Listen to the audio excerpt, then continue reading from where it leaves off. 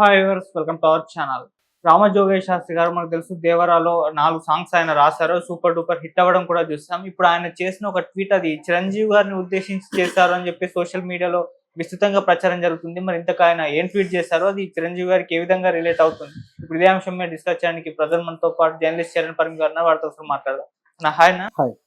So అంతకుముందు కొట్టాల శివ గారు ఒక ఇంటర్వ్యూలో మాట్లాడారు, ఎవరి పని వాళ్ళు చేసుకుంటే బాగుంటుంది, అందరూ బాగుంటారు అని చెప్పేసి ఒక చిన్న స్టేట్మెంట్ ఇచ్చేసరికి దాన్ని ఆయన చాలా మంది సోషల్ మీడియాలో చిరంజీవి గారిని ఉద్దేశించి కామెంట్స్ చేశారని చెప్పేసి విస్తృతంగా ఒక చర్చ అయితే జరిగింది.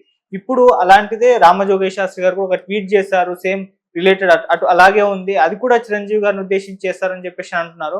మరి ఇంతకు ఆయన ఏం ట్వీట్ చేశారో అది నిజంగా చిరంజీవి గారికి అప్లికేబుల్ అవుతుందా లేదా? ఏంటి ఈ న్యూస్ పైన మీ ఒపీనియన్ ఏంటి? ఈ వార్త ఏదైతే ఫ్రీడమ్ అనే డైలాగ్ ఉందో ఈ డైలాగ్ను పట్టుకొని ఇప్పుడు ఈయన రెండో వ్యక్తి రియాక్ట్ అవడం.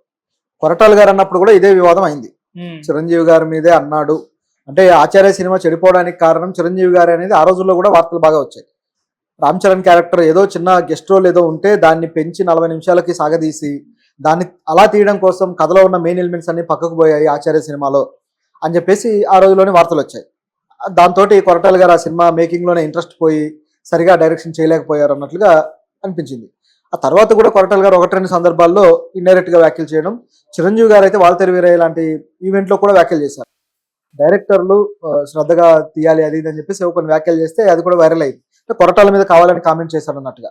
ఇదంతా ఒక యాంగిల్ అయితే ఇప్పుడు కొరటాలకు అవకాశం వచ్చింది, ఆయన ఒక వ్యాఖ్య చేశారు. అది చిరంజీవిని ఉద్దేశించి చేయలేదని తర్వాత ఆయన చెప్పుకున్నాడు. అంటే ఎవరి పని వాళ్ళు చేసుకుంటే బాగుంటుంది, సో పక్కనోడి పనిలో మనం వేలు పెడితే పని పాడైపోతుంది, అలా వేలు పెట్టకుండా ఉంటే చాలు, అంతకంటే సంతోషం ఏముంది, ఆ పని సక్సెస్ఫుల్గా అవుతుందని చెప్పేసి కొరటాల ఇంటర్వ్యూ అడిగిన క్వశ్చన్కి ఆన్సర్ చెప్పాడు. ఆయన చెప్పిన పద్ధతి బాగానే ఉన్నా అది ఎందుకో డౌట్ వచ్చింది అందరికి. సో మెగా ఫ్యాన్స్ కొరటాల మీద కొద్దిగా నెగిటివ్గా కామెంట్ చేస్తూ ఉంటే ఆయన మరొక ఇంటర్వ్యూలో వేరే మీడియా సంస్థకి ఇచ్చిన ఇంటర్వ్యూలో క్లారిఫై చేశారు. నేను చిరంజీవి గారిని ఉద్దేశించో మరోటో అనలేదు, నేను అన్నది వేరు కానీ దాన్ని వేరే దానికి ఆపాదించారు, అందుకే నేను అసలు సోషల్ మీడియాకు దూరంగా ఉంటాను, సోషల్ మీడియాలో అంతా కూడా మనశ్శాంతిని చెడగొట్టేవే ఉంటాయని చెప్పేసి ఆయన సోషల్ మీడియా మీద తనకున్న ఒపీనియన్ కూడా చెప్పాడు. చెప్పి నా ఉద్దేశం వేరేది, ఎందుకంటే మన పని మనం చేసుకుంటే ఆ పని సక్సెస్ అవుతుంది అనేది తప్పితే వేరేది కాదు అని క్లారిటీ ఇచ్చాడు. ఇప్పుడు సినిమా హిట్ అయింది. మొదటి రోజు మిక్స్డ్ టాక్ ఉన్న తర్వాత రోజుకి వచ్చేసరికి అది కొద్దిగా పాజిటివ్ టాక్ అయింది. ప్రస్తుతానికి అయితే పూర్తి స్థాయి పాజిటివ్ టాక్తో సినిమా దూసుకెళ్తుంది. ఇక రాజమౌళి కర్స్ అని లేకపోతే సినిమా కొరటాల మళ్ళీ ఆశ్చర్యలాగా తీశారని ఏ కంప్లైంట్లు లేవు. చిన్నపాటి మైనస్లు ఉన్నాయి సినిమాలో, అది ఎలాగో కాదనిలేం. కమర్షియల్ సినిమా అంటేనే కొన్ని రకాల మైనస్లు కొన్ని రకాల ప్లస్లు. ఆ మైనస్లను కూడా డైరెక్టర్లు తెలిసే చేస్తారు, ఎందుకంటే ఆ సినిమా వర్కౌట్ అవడమే వాళ్ళకి ఇంపార్టెంట్. ఇట్లా రకరకాలుగా వెళ్ళిపోతుంటాయి. మొత్తానికి వర్కౌట్ అయింది. దాంతో ఈ యునానిమస్ రిజల్ట్ ని ఎంజాయ్ చేస్తున్నారు సినిమా యూనిట్. ఇందులో సినిమాకి మొత్తం సాంగ్స్ రాసి టైటిల్ సింగిల్ కార్డు వేసుకున్న లిరిక్ రైటర్ ఎవరైనా అంటే రామజోగయ్య శాస్త్రి గారు. ఈ మధ్యకాలంలో ఆయన ఏ సినిమాకి రాసినా మొత్తం సింగిల్ కార్డులు పడుతున్నాయి. అట్లా ఈ సినిమాకి సింగిల్ కార్డ్ పడింది. సో ఇందులో ముఖ్యంగా 2 పాటలు అయితే బాగా పేరు తెచ్చుకున్నాయి. ఆయుధ పూజ సాంగ్ కావచ్చు, ఆ మెలోడీ సాంగ్ కావచ్చు, ఎందుకు పుట్టిందో అనే సాంగ్, ఇట్లా మంచి పేరు తెచ్చుకున్నాయి. ఆయన ఎంజాయ్ చేయకుండా ఉన్నట్టుండి ట్విట్టర్లో ఇది పెట్టాడు, ఫ్రీడమ్ ఇస్తే రిజల్ట్ ఇలా ఉంటుంది అని చెప్పి. దాంతో మెగా ఫ్యాన్స్ మళ్ళీ వచ్చేసి ఇక చిరంజీవి గారినే అన్నాడు అని చెప్పేసి ఆయన్ని బాగా ఇది చేయడం మొదలెట్టారు, ట్రోల్ చేయడం కావచ్చు ఈ రకంగా.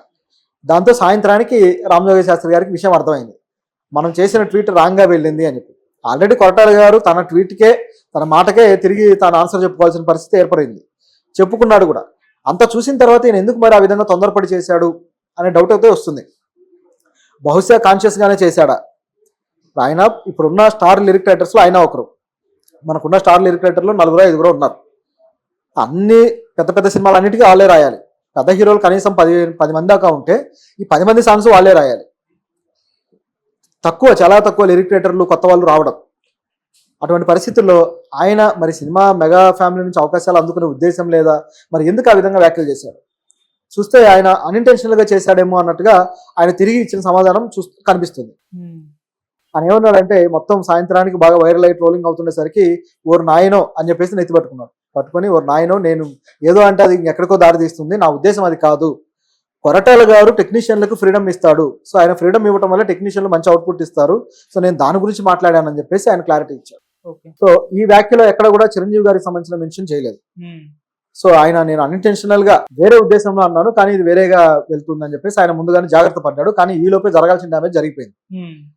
సోషల్ మీడియాలో ఇప్పుడు ఎలా ఉందంటే ఏదైనా సరే సెలబ్రిటీలకు సంబంధించి ఒక విషయం గంటల వ్యవధిలో మిలియన్స్ ఆఫ్ వ్యూస్కి వెళ్ళిపోతాయి. అవును. గంటల వ్యవధిలోనే. కాబట్టి లక్షల మంది చూసేసి రియాక్ట్ అవడానికి అక్కడ స్కోప్ ఉంటుంది.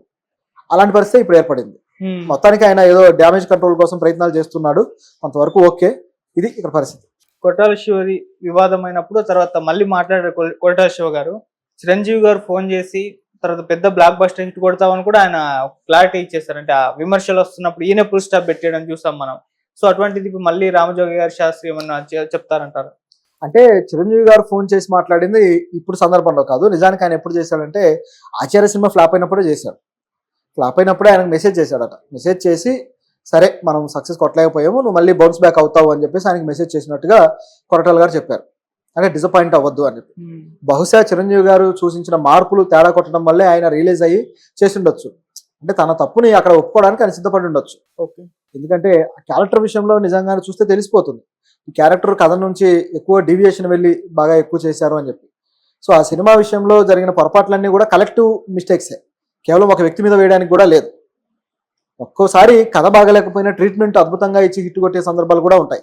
కానీ ఈ సినిమా విషయంలో ట్రీట్మెంట్ కూడా సరిగా ఉండదు ఆచార్య సినిమాలో. అందుకే ఆడియన్స్ భయపడ్డారు. దేవర కూడా ఆచార్య వైబ్స్ వస్తున్నాయి, ఆచార్య లాంటి షార్ట్స్, ఆచార్య లాంటి గెటప్స్, పేర్లు కూడా అక్కడేమో బసవ అని ఉంటుంది విలన్ పేరు, ఇక్కడేమో భైరవ అని ఉంటుంది. ఈ టైప్ లో పేర్ల కంపారిజన్ కూడా వచ్చింది. అవును. కాబట్టి ఆ భయం అయితే ఆడియన్స్ లో కలిగింది. కానీ తన టేకింగ్ ఇంట్రెస్ట్ లేని సబ్జెక్ట్ మీద ఒకలాగా ఉంది, ఇంట్రెస్ట్ ఉన్న సబ్జెక్ట్ మీద ఒకలాగా ఉంది. అది తెలిసిపోతుంది అన్నమాట. సో అందులో కలెక్టివ్ మిస్టేక్స్ అనే అనుకోవాలి తప్పితే దాని విషయంలో ఎవరో ఒకరి మీద నిందలు వేసి కామెంట్లు చేసుకోవడం అనేది ఇంత పెద్ద స్థాయి వ్యక్తులకి సరైంది కాదు. అయితే వాళ్ళు ఇంటెన్షనల్ గా చేయకపోయినా కింద వీళ్ళు మాట్లాడుకోవడం అనేది తలనొప్పిగా తయారైంది, ఫ్యాన్స్ అనే వాళ్ళు మాట్లాడడం. ఓకే. సో కొరటాల శివ గారు అటు చిరంజీవి గారితో రామ్ చరణ్ గారితో కలిసి తీసిన సినిమా ఆచార్య సినిమా ఏ విధమైన రిజల్ట్స్ వచ్చిందో మనందరికీ తెలిసిందే. సో మళ్ళీ వీళ్ళ కాంబినేషన్ లో అంటే రామ్ చరణ్ గారితో కానివ్వండి, చిరంజీవి గారితో కానివ్వండి ఉంటుందా? రామ్ చరణ్ గారికి స్టోరీ చెప్పినట్టుగా కూడా వార్తలు అయితే వినిపిస్తున్నాయి. మరి వీళ్ళ ప్రాజెక్ట్ ఏమైనా పట్టాలెక్కే ఛాన్సెస్ ఏమైనా కనిపిస్తున్నాయా? నిజానికైతే కొరటాల గారు రామ్ చరణ్ గారికి ఆచార్య టైంలోనే కొద్దిగా క్లోజ్ అయ్యి ఒక కథ లైన్ వినిపించారనేది గతంలో వార్తలు ఉన్నాయి. ఓకే. ఎందుకంటే రామ్ చరణ్ గారిని నిజానికి కొరటాల గారు ఆ సినిమాలో పెట్టే ఉద్దేశంలో లేరు. అయినా సరే బలవంతంగా రావాల్సి వచ్చింది. ఆ క్రమంలో ఆయనకు వేరేగా ఒక లైన్ వినిపించడం, అది నచ్చడం, ఇదంతా జరిగింది. కాకపోతే ఎప్పుడైతే ఈ సినిమా దెబ్బతిందో అది పక్కకి వెళ్ళిపోయింది. అసలు ఆ ప్రాజెక్ట్ ఊసే లేకుండా పోయింది. ఇది ఇక్కడ జరిగిన మిస్టేక్. పైగా ఆ ప్రాజెక్ట్ టైంలో చిరంజీవి గారే పిలిచి మరి ఆయన కథ రాయమని చెప్పేసి అవకాశం ఇచ్చారు కాబట్టి అది చిరంజీవి గారి ఇనిషియేటివ్తో జరిగింది. సో ఇప్పుడు మళ్ళీ కొరటాల గారు చిరంజీవి గారితో సినిమా తీసే అవకాశం అయితే పెద్దగా కనపడటం లేదు. కానీ రామ్ చరణ్ గారితో అయితే ఏ కథ అయితే అప్పుడు చెప్పి ఉన్నాడో ఆ కథ మళ్ళీ ముందుకు వచ్చే అవకాశం అయితే ఉంది. సో ఎందుకంటే కొరటాల గారు చెప్పిందే నా దగ్గర 10 కథలు ఉన్నాయి, ఆ 10 కథలతో సినిమాలు తీసేసి ఆపేస్తా అన్నాడు గతంలో ఒకసారి. ఇప్పటికి ఒక 4 సినిమాలు 5 సినిమాలు అయినాయి ఓవరాల్ గా. అవును. సో కాబట్టి ఆయన దగ్గర ఉన్న ఆ బెస్ట్ కథలు ఏవైతే ఉన్నాయో అవన్నీ కూడా బెస్ట్ యాక్టర్స్ తోనే తీయాలనేది ఆయన ఆలోచన. ఓకే. ప్రభాస్ కావచ్చు, ఎన్టీఆర్ కావచ్చు, లేకపోతే మహేష్ బాబు గారు కావచ్చు, చిరంజీవి గారు కావచ్చు, వీళ్ళందరూ కూడా బెస్ట్ యాక్టర్స్, తెలుగులో ఉన్న టాప్ యాక్టర్స్. సో అందులో భాగంగా రామ్ చరణ్ గారితో కూడా ఇటువంటి ప్రాజెక్ట్ ఉంటుంది అనేది అంచనా. పైగా ఈ దేవరా సినిమా అనేది ఇప్పుడు పాన్ ఇండియా సినిమాగా కూడా మంచి పేరు తెచ్చుకుంటుంది, పాన్ ఇండియాలో క్లిక్ అవుతుంది కూడా.